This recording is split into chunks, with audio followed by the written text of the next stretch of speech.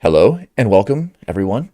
It is November 2nd, 2023, and Blue and I are here in Active LiveStream 56.0, kicking off the 56 series on a set of 4 papers. Welcome to the Active Inference Institute. We are a participatory online institute that is communicating, learning, and practicing applied active inference. You can find us at links here. This is a recorded and an archived live stream, so please provide feedback so we can improve our work. All backgrounds and perspectives are welcome, and we'll follow video etiquette for live streams. Head over to activeinference.org if you want to learn more about the Institute, get involved in any activities or learning groups. Let's begin with a little bit of an introduction and warm-up. Say hello, and then maybe just one thing that we found interesting about these papers or that made us want to jump in for the 56 series. So I'm Daniel. I'm a researcher in California, and I was very interested to learn about what the relationship is between different neural inspired approaches to machine learning and active inference. Blue?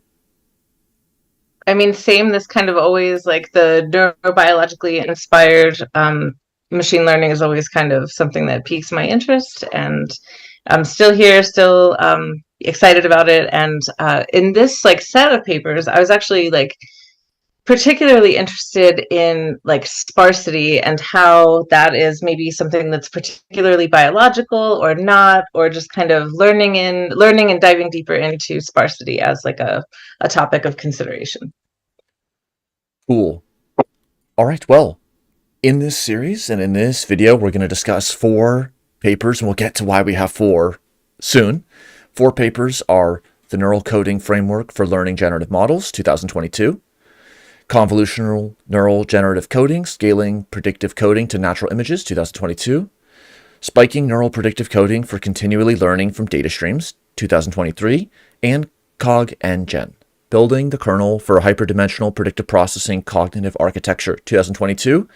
And as there are 4 papers, we're going to use acronyms for each paper and also go through them in this order. And again, we'll return to why there's 4 and why this order. The 4 acronyms are NCF 22, CGN C 22, SNPC 23, PPCA 22. So the video is going to be an introduction. We're going to cover the big questions and then basically jump immediately into the 4 papers. And this is just an introduction. Feel free to write comments, or if you're around in time, to join for these upcoming discussions that we're going to have with author. So, Blue, what big questions are you excited about here?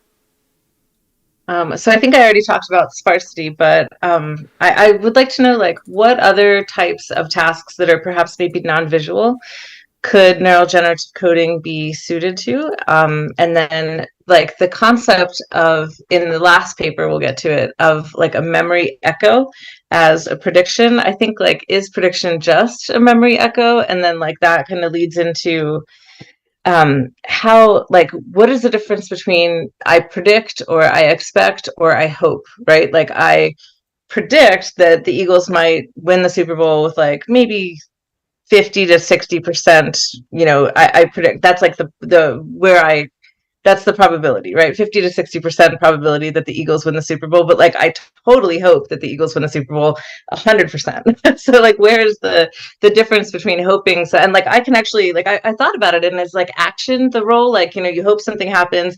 You hope you get into a good college. You predict that you'll go to college. You hope you get into a good college. You get good grades, do all the things. And then you can act based on that hope. But like, I actually can take no action to affect whether or not the Eagles win the Super Bowl. So action's not necessarily a key role there, but like, how is hope different from prediction and expectation, and how would you approach modeling something like that? It's just something that derailed me anyway. That's interesting. Yep. So my big questions first, just on the scope. How is it different now that we're in our first quadruple .0? We've done 1 paper at once. We've done 2 at once, side by side. 4 is double side by side, and we love the 4.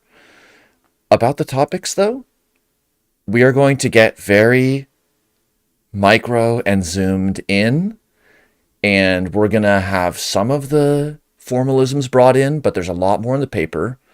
So how do these really mechanistic and or abstract micro level discussions of like neuron spiking help us get closer to real cognitive architectures and modeling. And then I think to kind of warn of the fourth paper, here's where we're going to see something like the cognitive architecture that includes not just perception and memory and all these things, but also the action component. So how does this connect to active inference? Like, is this driving down the low road, coming from the high road? Is it another road? So where is the work that we're going to be looking at in this sequence of research related to Bayesian mechanics, free energy principle, some of these more first principles intelligence conversations that we have? So let's talk about why there are 4 papers. So I hope this is okay that from Ororbia, I share something that he wrote. He suggested the 4 papers and said, almost in that sort of order, from the more base neural generative model coding, predictive coding framework, NCF22, that's going to be the first paper we discuss, to its convolutional generalization, CNGC22, down to its spike level generalization, SNPC23, and back to its part in generalizing active inference to a robotic setting, PPCA22, in a sort of progression / series. So hopefully this lays out our approach to these 4 papers, which we were happy to accept this curriculum and challenge. The first paper that we're going to look at is going to set the kind of base canvas or overarching umbrella model, the NGC. Then there's going to be a convolutional and a spike level generalization or kind of additional motif. And then we'll get to this question of more integrated cognitive modeling in the 4th bit. Any overall thoughts just on the 4 papers, Blue, before we go to the first one? I mean, I'm curious to ask, like, what was the order that these like started in, and like how like what, like, I mean, sometimes you just finish everything at once, or sometimes like you start something and it takes forever. So I'd like to know like what were the order that the projects were started in, and as opposed to like, I mean, we'd have the publication dates and whatever, but I would like to know like, did they start and go in this order, just as like a narrative from the author? That's a great question. All right, first paper. Neural Coding Framework for Learning Generative Models, Ororbia and Kifer 2022. So, just let me know when to switch slides for this section, Blue. Thank you. Awesome. Okay, so we'll read the abstract. Maybe I'll take a couple sentences and then pass it to you, Daniel, if you don't mind. Okay. Neural generative models can be used to learn complex probability distributions from data, to sample from them, and to produce probability density estimates. We propose a computational framework for developing neural generative models inspired by the theory of predictive processing in the brain. According to predictive processing theory, the neurons in the brain form a hierarchy in which neurons in one level form expectations about sensory inputs from another level. Do you want to read the rest? These neurons update their local models based on differences between their expectations and the observed signals. In a similar way, artificial neurons in our generative models predict what neighboring neurons will do and adjust their parameters based on how well the predictions match reality. In this work, we show that the neural generative models learned within our framework perform well in practice across several benchmark datasets and metrics, and either remain competitive with or significantly outperform other generative models with similar functionality, such as variational autoencoder. Cool, thanks. So the roadmap, this is a Nature paper and it's dense. So there are like 18 different formalisms in this paper and like many, many different models and sets of experiments. So the roadmap is here, and we are not going to go that deep into this because we're doing 4 papers and hopefully under 90 minutes. And so we're going to go deep into the maths here, but hopefully we can get more heavy into it in the .1. So pretty much introduction, results, discussion, and methods, but really what happens here is the results section kind of gives a lot more introductory information about like the back propagation and what learning looks like in the brain and the neural coding framework and how this kind of, you know, forms a bridge here, and then training the model and how the model updates everything, and then what can the model actually do. So we're going to kind of get into a little bit about the model and what the model can actually do. And then Daniel, I think, will delve deeper into the next couple of papers into the model, and then finally tie it back into active inference in the final paper. So just that's an overall roadmap, and then the roadmap for this paper too. So go ahead and flip it to the next one. All right, so in this paper, the author states that in neurobiological systems, neurons make use of the information immediately available to them in both time and space and do not wait on distant regions in order to adjust their synapses, with global information provided through neurotransmitters such as dopamine. Also, later in the paper, he says, while the question as to how credit assignment is exactly implemented in the brain is an open one, it would prove useful to machine learning, computational neuroscience, and cognitive science to have a framework that demonstrates how a neural system can learn something as complex as a generative model without backpropagation, using mechanisms and rules that are brain-inspired. So that's kind of what they set out to do in this paper. So let's go ahead and flip it. So here, this is figure 1, and this is like figure 1A, looking at a backpropagation model. And so this is from the legend in the figure. He says, credit assignment in backpropagation, or in backprop. I won't keep elongating that. Credit assignment in backprop requires a strict global feedback pathway, which requires the completion of the forward pass that carries information upstream right to left. This feedback pathway carries the error message E0 at the output layer back along left to right, the same synapses used in the forward pass to update downstream neurons Z1 and Z2. Backprop differs from brain-like learning because, so this is it within the paper, not the legend. The synapses that make up the forward information pathway need to be directly used in reverse to communicate teaching signals, which is this is known as the weight transport problem. And so you can see that here. So here it's going from left to right, like the output layer is here at E0, or the error message is here at E0, and then the back propagation happens here at this red arrow. Thank you, Daniel. As I'm pointing to the screen, you're following my finger along.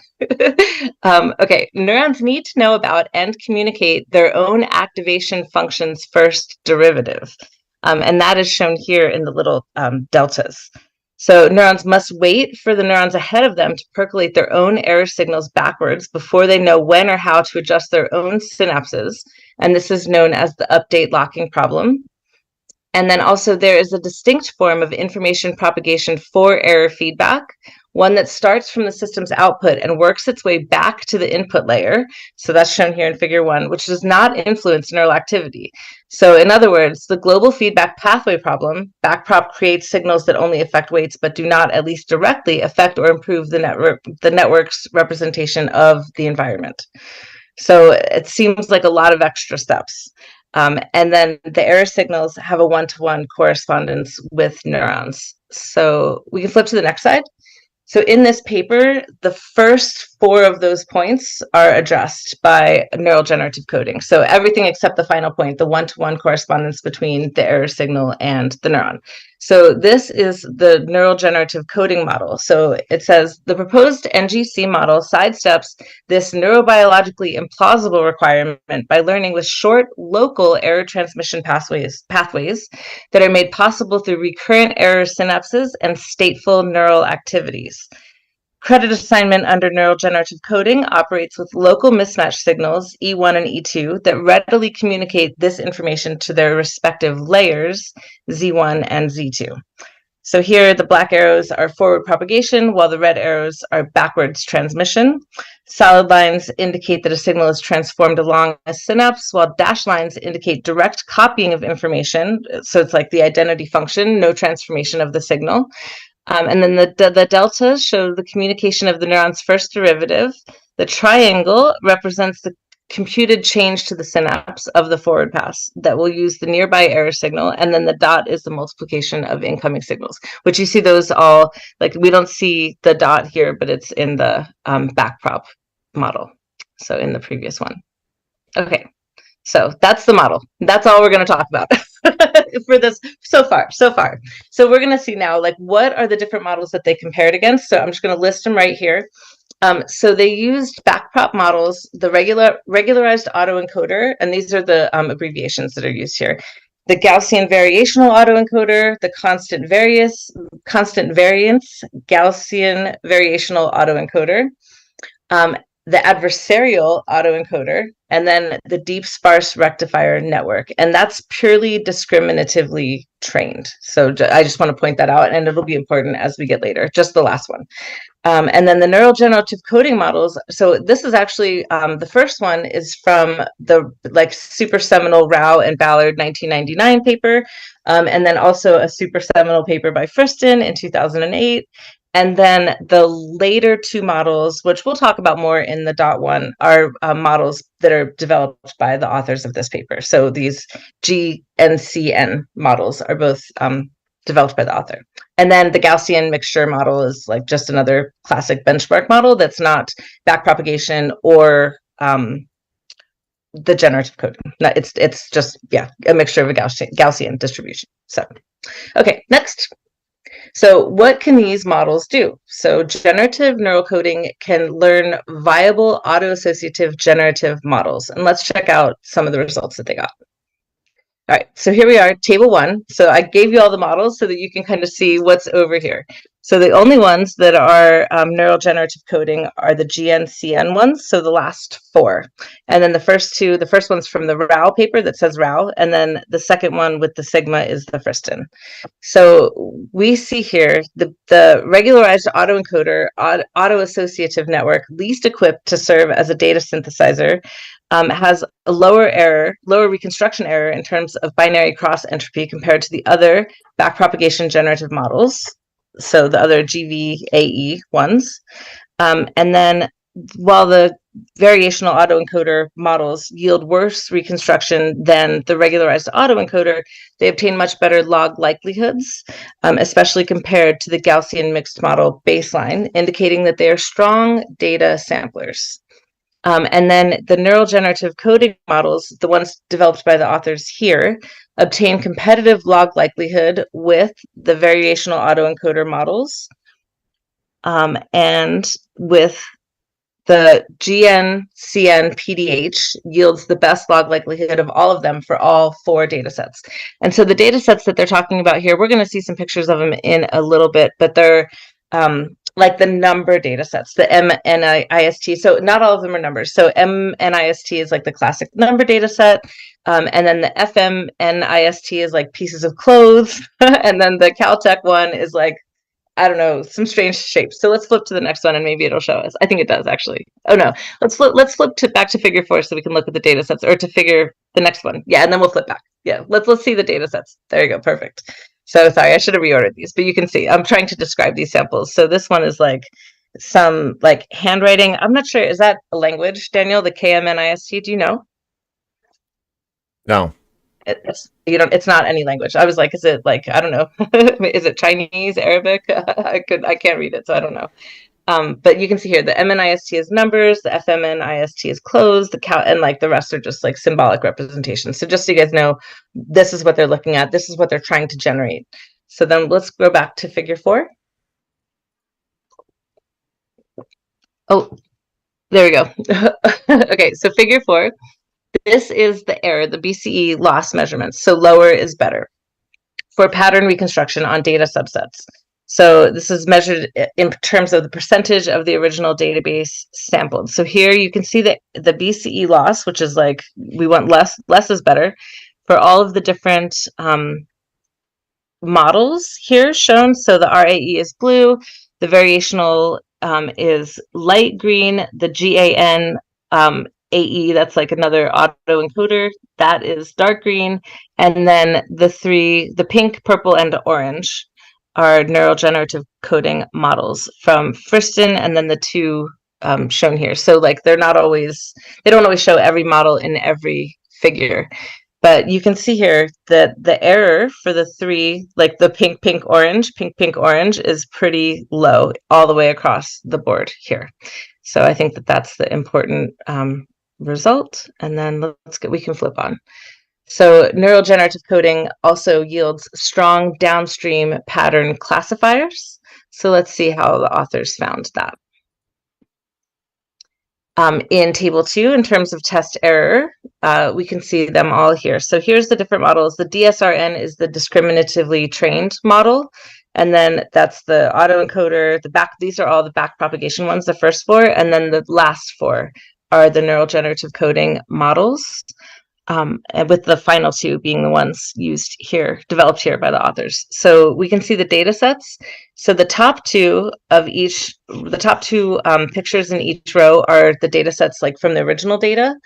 And then the bottom 2 are generated by the model. So we can see that this is how they are, like how they're generating the sample. So here, the bottom 2, even the very bottom one, the bottom 3 are competitive with the purely discriminatively trained model, the top one, which has the best output. And they outperform all of the generative models, even the DSRN in one case. So the bottom 2 models do really well in generating data. So good. And then figure 6, I think, shows kind of the same thing. So in figure 6a, this is a t-SNE plot of the data and the data clustering. So we provide qualitative evidence that the latent representations of neural generative coding, this is from the NCNPDH, they appear to yield a stronger natural separation of the test data into class-respective clusters compared with the backpropagation-based model, this was the best performing backprop model with respect to log likelihood and reconstruction error. So we can see that there's like a more distinct clustering here, and I think that that's what the authors are saying is the qualitative evidence. Again, we emphasize that the neural generative coding model acquired representations without labeled information, so the class-based relationships have emerged as a result of very sparse neural activities. This is why I'm so interested in the sparsity here. This offers some promising evidence that the neural generative coding model's representations offer benefits beyond the original density estimation task, allowing reuse of the same system for downstream tasks like categorization. So pretty neat. And then neural generative coding can conduct pattern completion. We'll click on the next one. So they didn't show the data here. They showed like a little bit in the methods, but they said that another interesting ability attributed to autoassociative memory models, is their ability to complete partially corrupted or incomplete patterns. And they hypothesized that a neural generative coding model's ability to conduct pattern completion better than the autoencoder models is due to its iterative inference processes. So I'd like to see future work that kind of probes at this a little bit. Thank you, Blue. That's super helpful. Very nice. Any other comments on the paper? No. Yeah. They replaced this time lock, weight transport bound, global feedback constraint setting with a biologically inspired, locally computable, etc., architecture. That is kind of the base case that we're now going to dive into 2 specifications or elaborations of convolutional first, then spike level, and then in the 4th paper, it's going to come back to mainly Blue with the overview of the cognitive architecture. Okay. Can you read the abstract for this one? Sure. In this work, we develop convolutional neural generative coding, ConvNGC, a generalization of predictive coding to the case of convolution-deconvolution-based computation. Specifically, we correctly implement a flexible neurobiologically motivated algorithm that progressively refines latent state feature maps in order to dynamically form a more accurate internal representation/reconstruction model of natural images. The performance of the resulting sensory processing system is evaluated on complex data sets such as the color minced, CFAR 10, and street house view numbers. We study the effectiveness of our brain-inspired model on the tasks of reconstruction and image denoising and find that it is competitive with convolutional autoencoding systems trained by backpropagation of errors and outperforms them with respect to out-of-distribution reconstruction, including the full 90K Cynic 10 test set. Thank you. So this paper is somewhat similar and related to the previous paper, except as promised, it's going to generalize it into the convolutional setting. So there's also a lot of nice exposition in this paper, so it will be good to get some background too. Introduction, then the convolutional neural generative coding model, details on the theory and the practice of the experiments about what was tested and done, and they summarize contributions as follows. 1. We propose a new neural perception model, CogNGen, which acquires robust representations of natural images in an unsupervised fashion. 2. To the best of our knowledge, this is the first work in the literature where visual inputs are processed using deep deconvolutional layers directly and naturally within a framework of predictive coding, significantly enhancing its representation power for vision-based tasks. And 3, we demonstrate on several natural image datasets that the proposed CogNGen is competitive with existing backprop-based models of similar architectural designs on the tasks of image reconstruction and image denoising and outperforms them with respect to out-of-distribution prediction. So some of the first sentences of this paper that set the stage really well. The first sentence begins with backpropagation and highlighting that while it's done well, riding on the tide of increasing power of hardware and software, there are still some limitations associated with backprop-based AI. The field still has a long way to go towards developing artificial general intelligence. I think it'll be an interesting question. Is that what this field, or who in this field, means what by that? In order to increase task-level performance, the size of deep networks has increased greatly over the years, up to hundreds of billions of synaptic parameters as seen in modern-day transformer networks. This scaling is all you need paradigm increases the number of parameters and the deployment of multiple motifs, like transformer architectures, attention motifs, and so on, as well as changing and curating datasets. And we are now getting up to models in the 2020s that have billions of parameters. However, this trend has started to raise concerns related to energy consumption and more.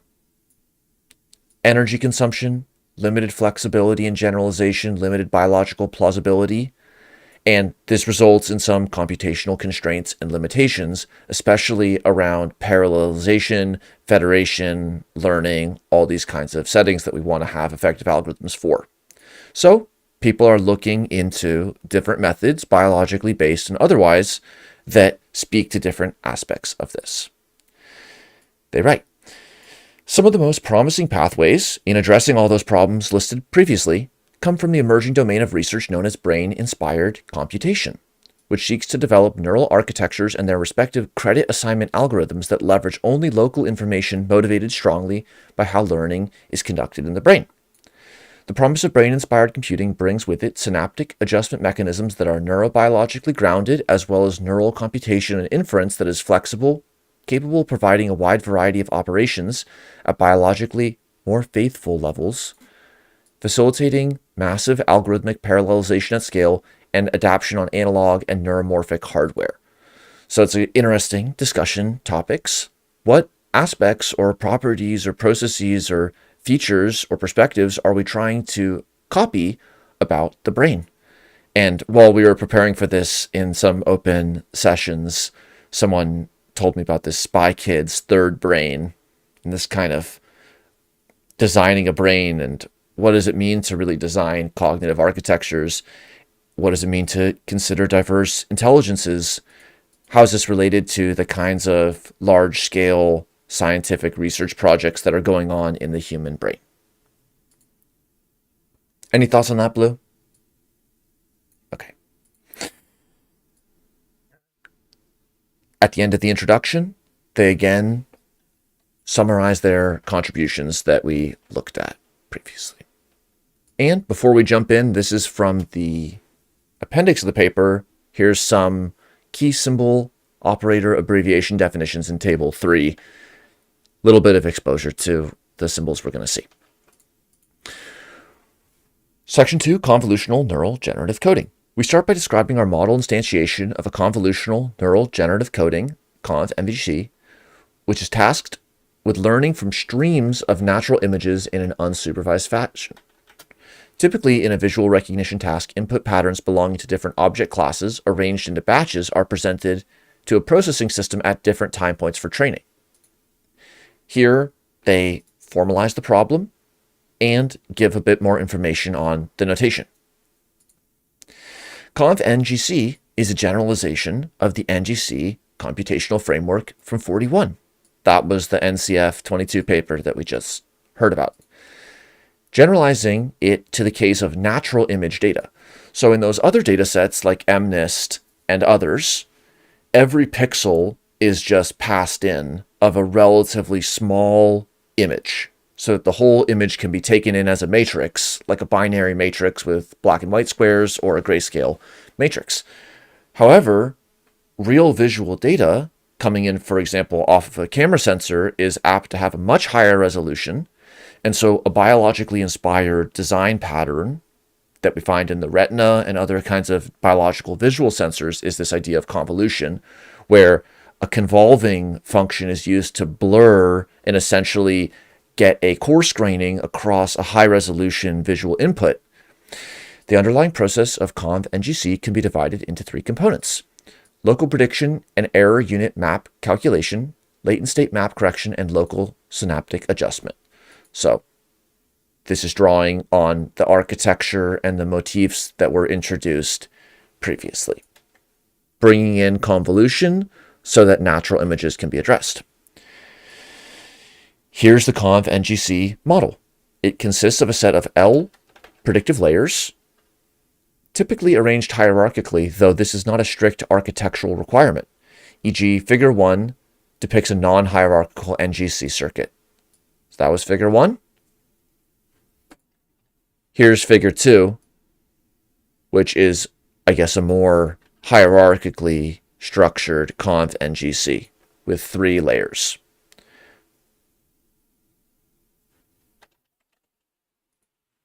Section 3 goes into more detail on this model. In this section, we provide concrete implementation details of the neural coding process described earlier, depicting how layer-wise state prediction, state correction, and synaptic parameter updating occurs specifically in the context of visual object reconstruction.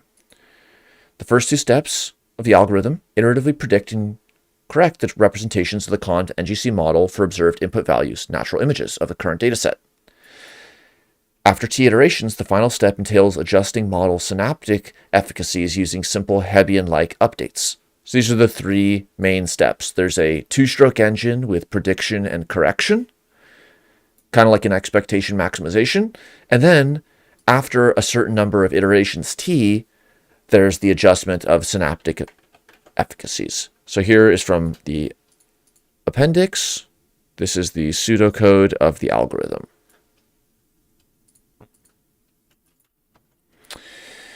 Section 3.1, Inference, Predicting and Correcting Neural States. Going through those steps, layer-wise state map prediction and state map correction.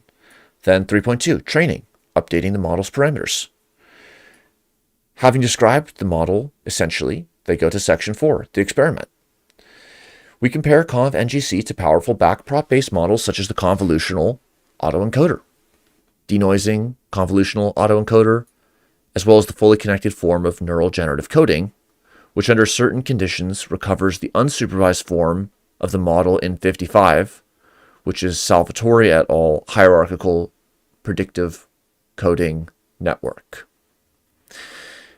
Details are provided about the datasets used, and tables 1 and 2 provide some performance measures evaluated in terms of mean squared error, structural similarity index measures, and peak signal-to-noise ratios. One can look to the tables to see where the different models do well or not. Here are figures 4 and 3. Figure 3 shows an image randomly sampled from a dataset. Left, the same image corrupted with noise. So here's the original image, a 5 and some kind of object, and then a digitally corrupted version with a normally distributed noise term added. And then after processing, this is the denoised image. That's figure 3. Figure 4, feature maps for the bottom 3 layers of a trained CogNGen model. So this just shows a little bit of kind of the inner workings of the model. And surprisingly, with respect to the out-of-distribution experiments, OOD, CogNGen outperforms all the baseline models. This desirable improvement is indicated by the higher trial averaged out-of-distribution peak signal-to-noise ratio, as well as the structural similarity scores. What is most impressive is that the CogNGen model was trained on natural images in the housing numbers dataset that did not contain any of the objects found within either CIFAR 10 and CINIC 10, and was still able to reconstruct with top performance. This result offers a promising future direction worth exploring for CogNGen and NGC predictive coding systems in general, their ability to generalize to unseen patterns that violate the assumption that they were generated by a distribution similar to that of a training data. So this is, I think, going to be an interesting discussion point. It's kind of like if you classified a visual detector based upon only a data set with a certain kind of edge or surface, then it's possible that the model wouldn't learn more general features of edges and surfaces. It might be able to use a backpropagation type updating and credit assignment paradigm so that something really, really high level and abstract, like whether it's a cat or a dog, could be tagged with something very micro, which is overfit to cats versus dogs, or even more locally, like that cat versus that dog dataset. And so potentially constraining to these local connections only, making a kind of enforced sparsity, means that the messages that get passed are not just more biologically plausible and fewer of them, but potentially they extract features more like the visual system does in terms of extracting generalized edges and features through lower level features that kind of percolate up into higher level features in a really methodical way, which is why we can like recognize a shape that we've never seen before. So in conclusion, here's the whole conclusion. Our results mark an important step towards crafting more robust, general brain-inspired neural architectures and learning processes capable of handling complex machine learning tasks. So, some questions for discussion are written here, and there are 3 very informative appendices in this paper. So for more detail, if you think this is cool, definitely read the paper, check out the appendices. On to the third paper. This is SNPC 23. Want to add anything on that, Blue? Spiking neural predictive coding for continually learning from data streams. Do you want to read the abstract? Sure. For energy-efficient computation in specialized neuromorphic hardware, we present spiking neural coding, an instantiation of a family of artificial neural models grounded in the theory of predictive coding. This model, the first of its kind, works by operating in a never-ending process of guess and check, where neurons predict the activity values of one another and then adjust their own activities to make better future predictions.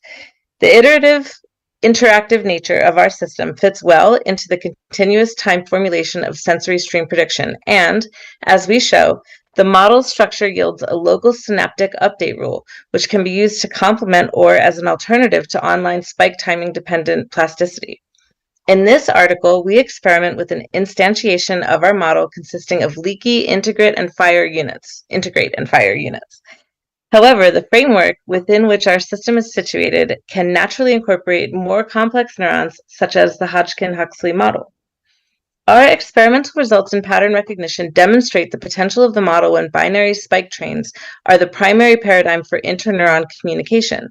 Notably, spiking neural coding is competitive in terms of classification performance and experiences less forgetting when learning from a task sequence, offering a more computationally economical, biologically motivated alternative to popular artificial neural networks. Awesome. Thank you. Okay, here's the roadmap and a key piece of this paper. So they start with the introduction, then go to the methodology, define the problem really well, and introduce the spiking neural coding framework in order to implement this kind of continual error correction from the spike trains. Section 3 covers the experimental results, simulations, and limitations. Then there's a conclusion and an appendix. They write, in this paper, we propose spiking neural coding, as well as a concrete model instantiation that is composed of leaky integrate and fire neurons, and its learning process for adjusting synaptic weight strengths incrementally. Although we only examined one kind of spiking neuron, our general framework can accommodate simulated neural models of varying complexity. So it's going to be a simple version of spiking with a binary spike train and a leaky integrate and fire neuron. However, there's even sub-generalizations within this spiking paradigm. So just as a kind of reminder, we introduced the general local compute only predictive coding architecture in the first paper. Second paper looked into the convolutional generalization. Both the first and the second paper, though, were trained in essentially batch mode. Training data sets were loaded in, and they were trained in a sort of batch-based approach. Here, through this spiking mechanism, think about a trace through time and spikes happening along that timeline, the data are coming in not in a batch that the computer gets to process at the kind of pace or way it wants, but rather the data are coming in real time.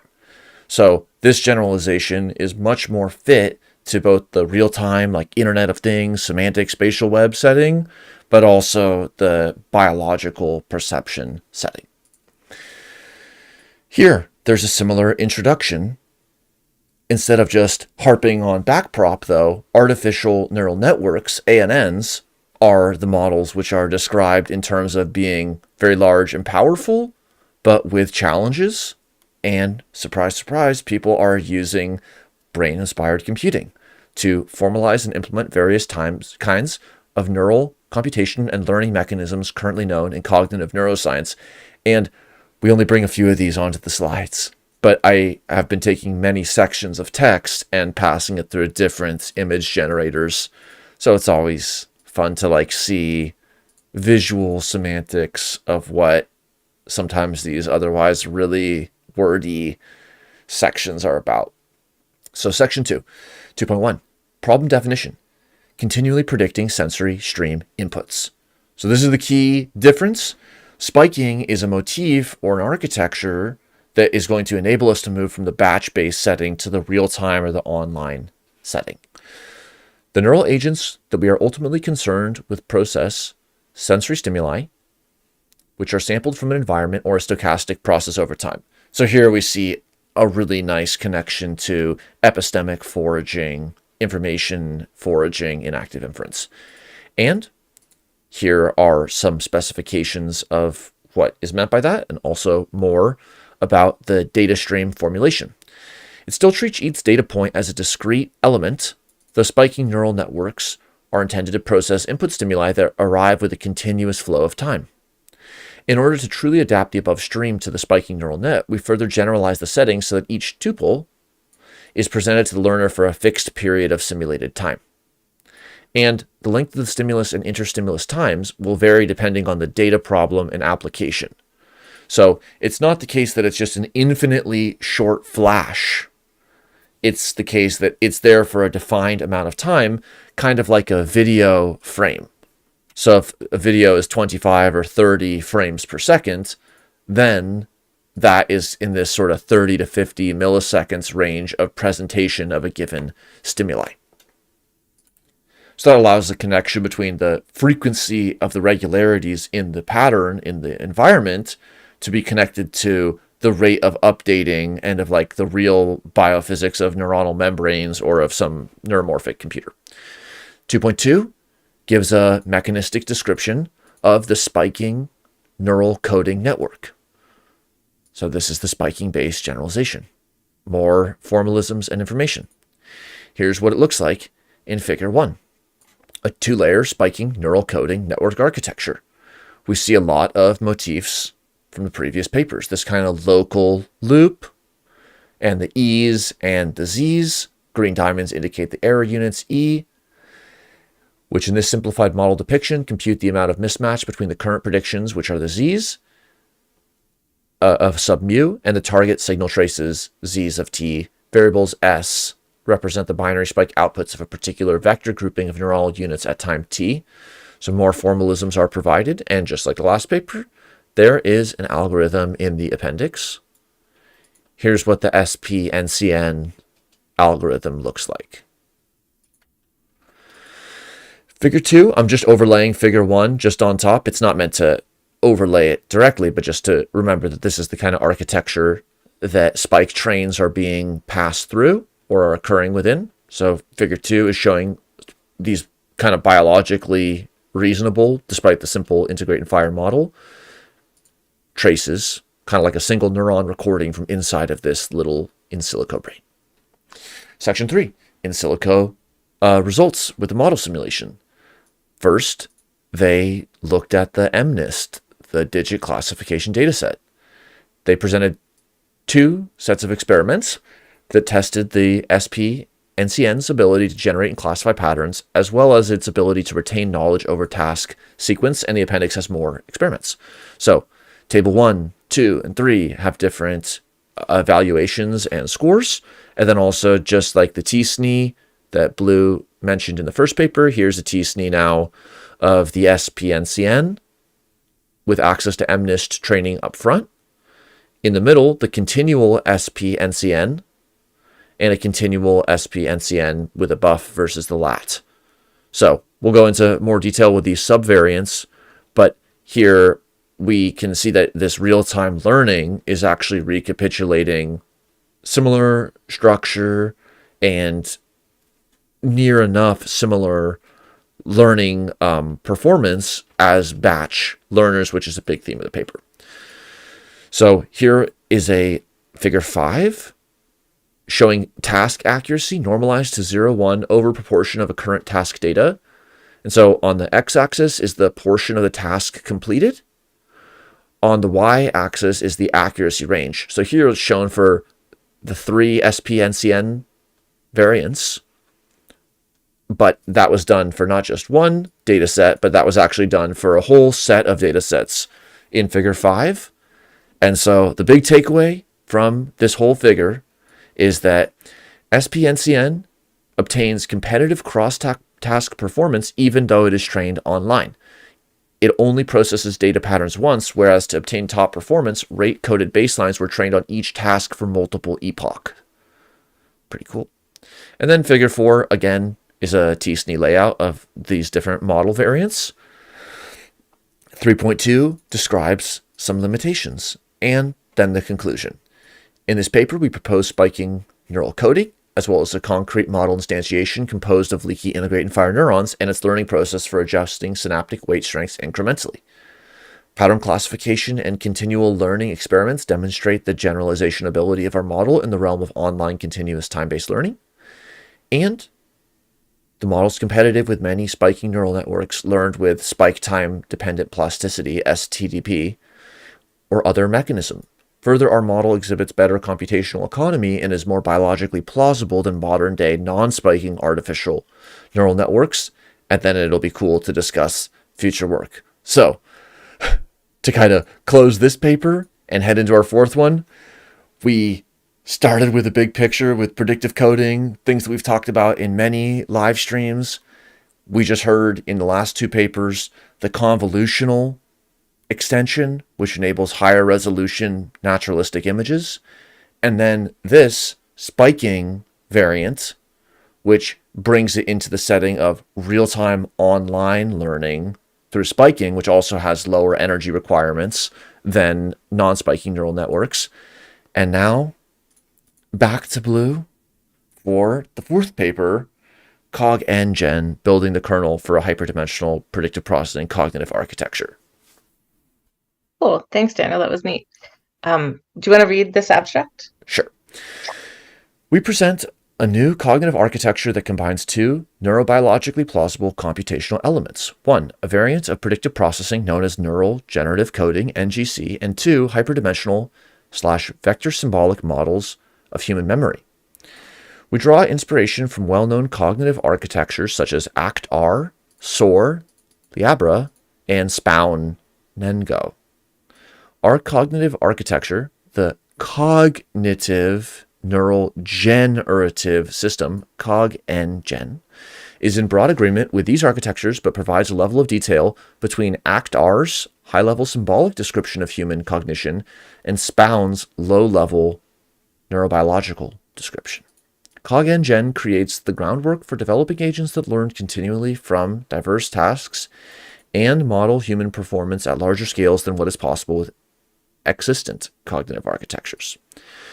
We aim to develop a cognitive architecture that has the power of modern machine learning techniques while retaining long-term memory, single trial planning, transfer learning, planning, and other capacities associated with high-level cognition. We test CogNGen on a set of maze learning tasks, including mazes that test short-term memory and planning, and find that the synergy between its predictive processing and vector symbolic components allow it to master the maze tasks. Future work includes testing CogNGen on more tasks and exploring methods for efficiently scaling hyperdimensional memory models to lifetime learning. Cool. Thanks so much. So unlike the first paper where we talked very little about the model and a lot about the tests and results, we're going to talk a lot about the model and very little about the tests and results in this paper. So kind of dive a little bit deeper in here. Okay, do you want to flip through to the next one? All right, so the authors claim they propose a cognitive architecture that is built on two neurobiologically and cognitively plausible models, namely a variant of predictive processing known as neural generative coding from this 2020 paper, which we did not go into here today, and vector symbolic, also known as hyperdimensional models of memory. And we're going to talk a lot about this Hintzman 1986 model. It's called Minerva 2, and then a few other references here. Okay, so this is the common model of cognition, and this is like a conglomeration of all these different references that are here in the legend. And it just shows like there's some commonalities that go like across different cognition system models. Okay, so you have declarative long-term memory, also that's associated with the hippocampus and the temporal lobe, and here that's achieved with Minerva 2. There is working memory, which is the frontoparietal network. They did this with Minerva 2, or the self-recurrent slot buffer, which we'll talk about later. And then there's procedural memory that's associated with the basal ganglia, done with neural generative coding here. Perception and action. So finally we get to perception and action after, what are we, an hour deep so far? An hour in. So finally we're here at perception and action. We've arrived. So the perception is the sensory cortices, and action is the motor cortex, and both of these are achieved with the neural generative coding model. Next slide. Cool. Okay, so we talk about a lot of neural building blocks. I think that we just went through kind of all of the cognitive architecture building blocks. And here, just to kind of get into the model a little bit. So this first equation 1 is at the top right. Okay, so given an input-output pair of sensory vectors, xi and xo, where xi is the input and xo is the output, the circuit clamps the last layer, ZL, so you see that up here in equation 1, to the input, and clamps the first layer, Z0, to the output. Once clamped, the neural generative coding circuit will undergo a settling cycle where it processes the input and output vectors for k steps in time. So it processes sensory signals over a stimulus window of k discrete time steps. So that's just kind of like a broad overview of how the system is working. E is a matrix with error synapses that passes mismatch signals across the layers from L-1 to L. And then let's look. So beta is the neural state update coefficient that's set according to 1 over tau, where tau is the integration time constant in the order of milliseconds. So here you can see that this update equation indicates that a vector of neural activity changes at each step within a settling cycle according to, from left to right in equation 1, a leak term modulated by gamma, the bottom pressure from mismatched signals in lower level regions, and a top-down pressure from the neural region above.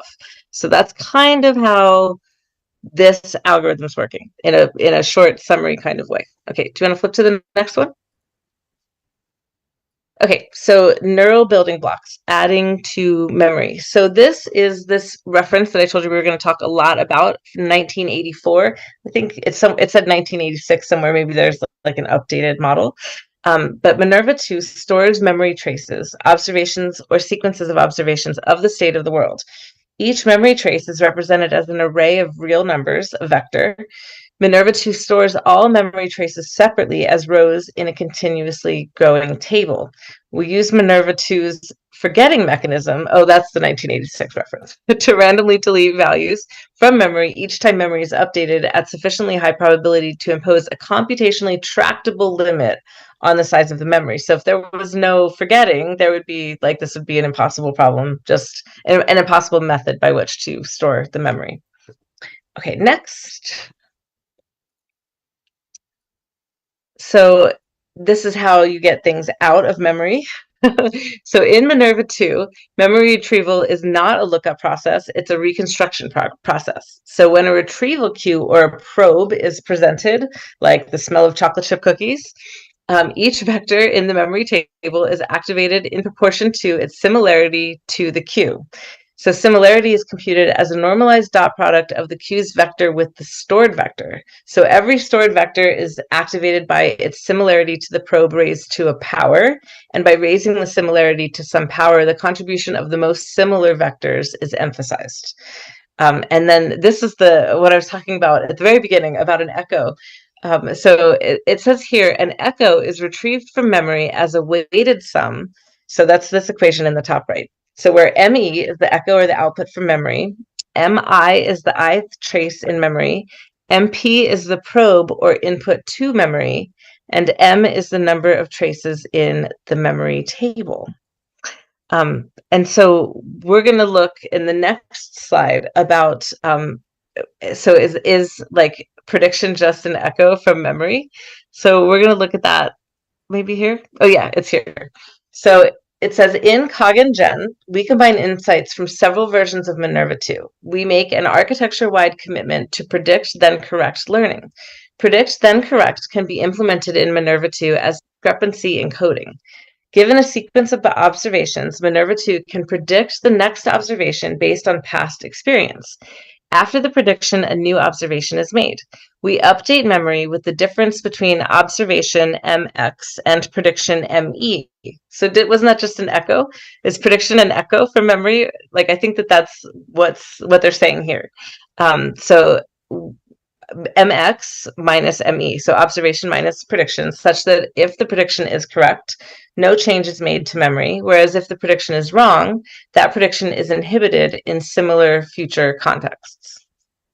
So This is awesome. I love that you're pulling this kind of echo and prediction and memory, because it's also related to how we learn. Like, we predict then correct. And that's kind of like the prepare, measure, learn, quantum information, quantum FEP connection. But then how rich could a learning experience be if we predicted, what do you think the next slide's going to be? Like, and then I learn about you, I learn about the paper, and then no skin in the game. It comes up, I was off because I didn't know. You learn, that's the update, and then you learn on the learning. So there's no end to how many layers you could learn with just like one data point. Right, like what's my prediction of the next slide? I theoretically have that in my memory as an echo somewhere, but it's not coming to mind. So we'll find out when we get there. All right, here we are. So short-term versus long-term memory. So for CogNGen, we adopt Collins et al.'s 2020 approach and model both working and declarative memory using Minerva 2. Our working Minerva 2 is cleared after a task is completed. For example, a maze is solved. Whereas the contents of the declarative Minerva 2, which serves as the episodic memory in this paper's instantiation of CogNGen, persist across tasks. So there's some memory clear when the task is over. Yeah, short-term memory that gets cleared after like each example, like each question on a test, each maze, but then the declarative way of knowing is being kept episodically. So like a memory of solving that maze is stored declaratively, but each maze is each only being addressed with the working memory. So it's cool. So there's not a lot here in the perception place. So they say that the environment that they investigate, which is Gym Minigrid, which is an open AI environment. So if you guys are interested, you can go check out open AI Gym Minigrid. But it provides a fixed problem-specific encoder FE and decoder FG. So they use a fixed encoding and decoding scheme to simplify the simulation, and future work is going to investigate learning the perception modules as neural generative coding circuits instead. So they didn't do that for this paper. Next paper. That's coming.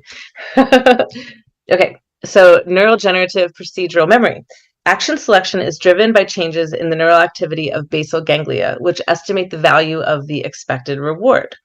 And these authors were motivated by the finding of expected value estimation in the brain. So they made the CogNGen's procedural module implement a neural circuit that produces intrinsic reward signals. At a high level, this neural machinery facilitates some of the functionality offered by the basal ganglia and procedural memory, simulating an internal reward creation process. So they say, we implement a neural generative coding dynamics model from which a reward signal is calculated as a function of its own error neurons. We couple the dynamics model with a short-term memory module based on Minerva 2, which adjusts the reward value produced by the dynamic circuit by determining if an observed state is familiar or not. Yeah. And then Well, just you're we're lagging. going to Blue. see that in a figure, in the next figure. Okay, I'm gonna let your internet just return. Okay, Blue. I shut off my video. Okay. Yeah, the only comment on this is Yeah. this idea of the intrinsic reward signal happening from a procedural module. Yeah, I'm good. Can you hear me? Yeah. So it's like epistemic foraging. You have a procedure for foraging, and then there's an intrinsic reward even arising just by carrying out the procedure, which might be the predict and learn and reflect .0, .1, .2, with an intrinsic smooth reward signal rather than kind of a needle in the haystack, more like being just in a continuous flow. Is your internet back? I think so. Can you hear me? Okay, yes, figure 3 then, continue. Okay, nicely. You can hear me? Yep, go for Good. it. Okay, perfect. I turned off my video, so if I get the flash again, I'll turn it off because sometimes it's easier. Okay, figure 3.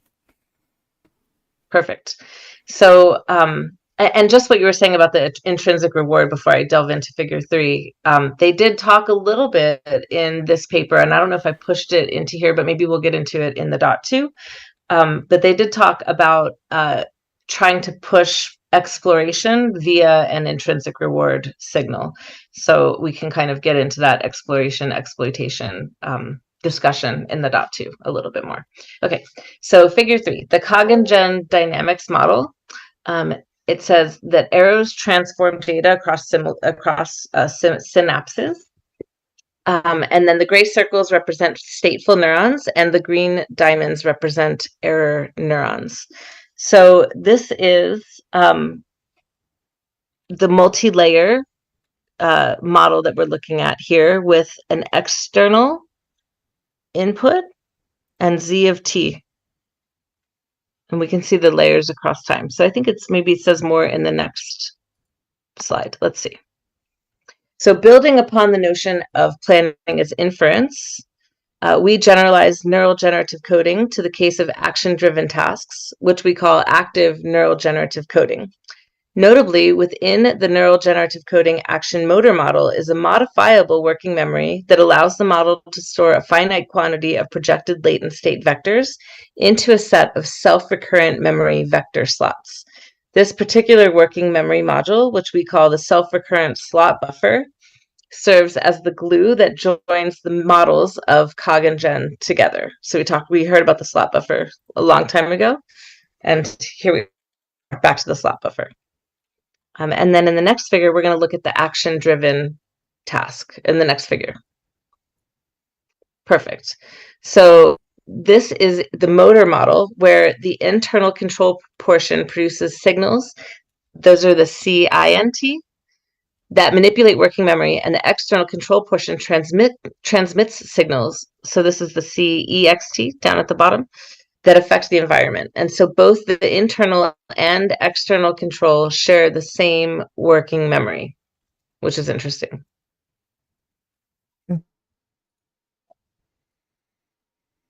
So explicit declarative memory, episodic memory. So CogNGen implements a replay mechanism in the form of an episodic memory constructed with Minerva. Information is transferred to memory through an intermediate working buffer where pieces of the transition are progressively stored as they are encountered through the agent-environment interaction process. We do not update the motor action and dynamics models online, but instead update their parameters only when episodic memory is sampled. Thus, the CogNGen computational process has two phases at each time step of the simulation, the processing step and the learning step. And so we'll see figure 2. I think I have it next.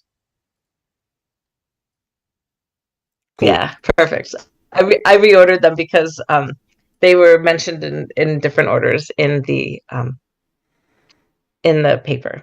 So Daniel showed this to us earlier. Do you want to maybe talk a little bit about this figure while I go grab my computer plug? Yeah. Do you mind? Cool. Well, few ways to look at it. One of them is we're dealing with this fundamental interface question, blanket question, boundary question, which is how we begin in active inference and free energy principle about the agent in their boundedness interfacing with the environment. And then while we might see this in a partially observable Markov decision process generative model, here we basically see the formalism from the last several papers, this paper specifically, being represented in the way that we've seen agent environment interface before. Observation coming in at time step t, latent space. Here, it's actually a more sophisticated latent space. It's not just like one Gaussian parameter that's getting updated. There's this entire dialectic with the procedural and the working memory and the episodic, all of these cognitive features. And then there is motor or action control. Action is emitted within the time step, and then there's the observation at the next time step. So this is a cognitive architecture that brings together a lot of the features that we've been talking about, plus these higher order structured, purely cognitive aspects. Thank you so much. My computer thanks you as well. So this, so I'm curious here in this model how things get from the working memory into the episodic memory. So I would like to see like maybe more details about that as we go into the .2. Yeah. Okay, so in the mini grid world problem, they are investigating two tasks to evaluate the agents that they used. So one is the door key task, the DK task, and the other is the memory task. So everybody's in a grid. It's a partially observable view of the agent's environment, and there's a 3-channel object. So the agent's environment is a 3-channel object, a tensor, created by mapping each visible grid cell to 3 integer values. So each tile contains either nothing, one object, and a discrete object type. So ultimately, each tile is encoded to an object index. So it's unseen, empty wall, and then a color index, red, green, whatever, and then a state index, which is open, closed, or locked. So those are the three things. Three things in the environment. Okay, next. So the agent is restricted to picking up one single object, a key, and may open a locked door if it carries a key that matches the door color. So that's the door key problem. The discrete action space for the agent is 6 actions: turn left, right, forward, pick up an object, or drop the object that it's currently carrying, or activate, such as like opening a door or interacting with an object. The reward signal provided by all tasks is sparse. The agent is only given a positive extrinsic reward if it reaches a green goal tile, and otherwise making all problems difficult from a reinforcement learning perspective, because it's sparse. And that's like, again, at the very beginning, like I asked about the sparsity and what is the like, I mean, there's some overarching like level of complexity when there's a sparse set of rewards, a sparse set of problems, a sparse set of activated neurons, I mean, et cetera, right?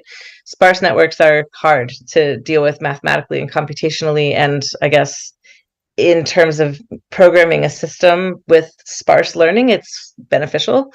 It seems that way. Anyway, okay, so each problem has a specific time step limit allotted to allow the agent to complete the task. So you do it within a certain time or you fail. Yeah, very interesting there. Sparsity in architecture, space, time, reward, utility, epistemic value, all like we don't live in flatlands.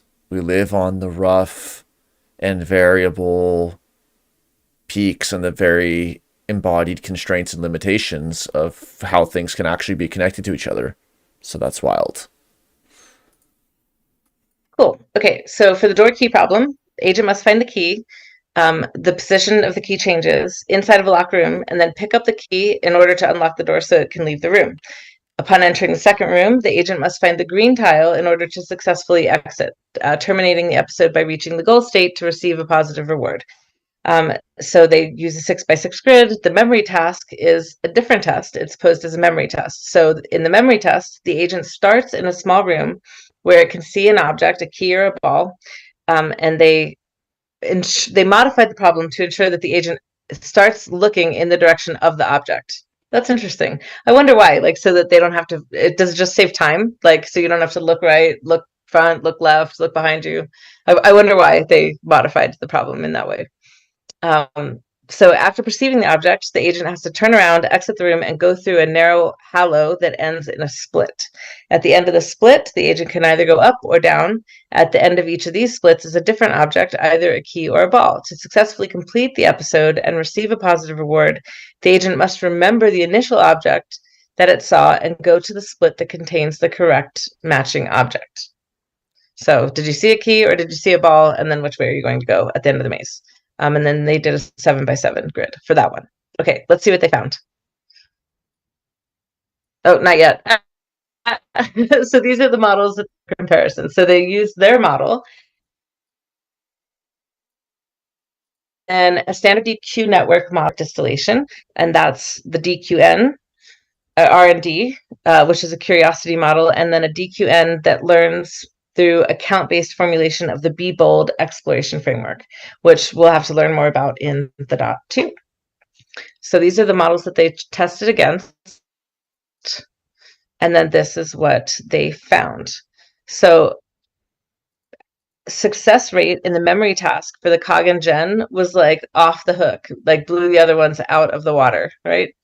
Like 98 success rate for the memory task, which is pretty crazy.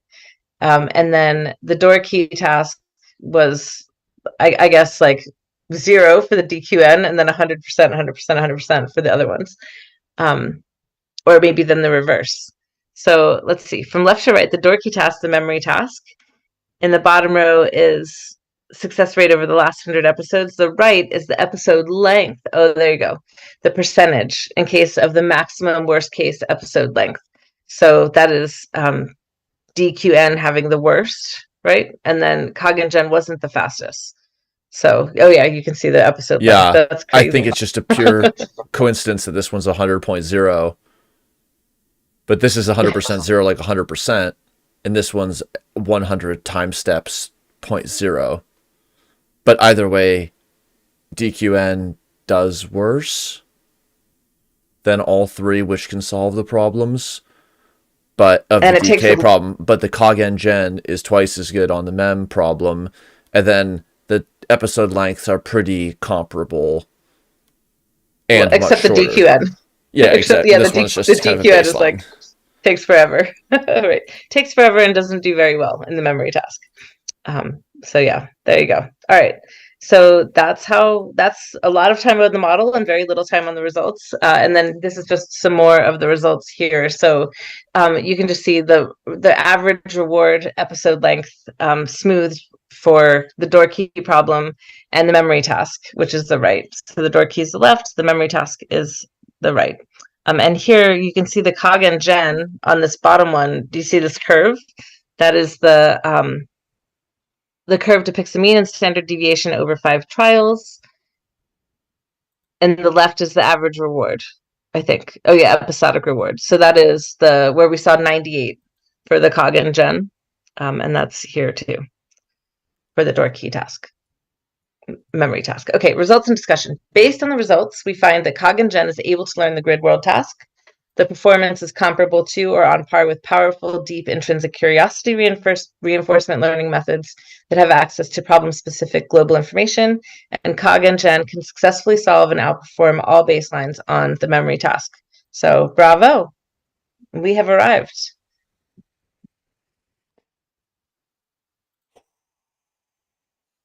Wow, Blue. What a ride.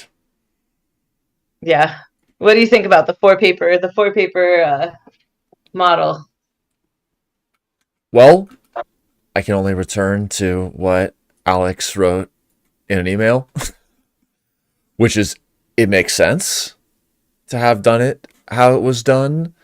I think it'd be easy to look at a cognitive architecture like this, which integrates the analytical components and also these more psychological or cognitive features like episodic and procedural memory. It's easy to look at that in a way that's disconnected from the actual computational implementation, because connecting up the formalism feels as easy as just writing an equation or just drawing something, and then to say, well, maybe the working memory, sends a message to this other buffer. It's like you can just draw that out and nothing's going to stop you. But then the first three papers kept it connected very closely to the actual locally implementable computation. So then we were able to get to this point of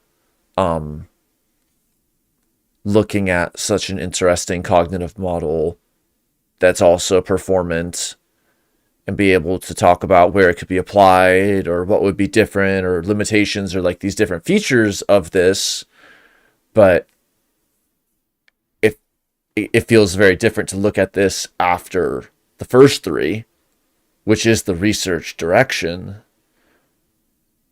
So I think it was a great selection, and I'm just looking forward to talking with Alex. What about you? Yeah, I'm looking forward to like diving deeper into the models and kind of understanding more about like getting under the hood, maybe, so to speak.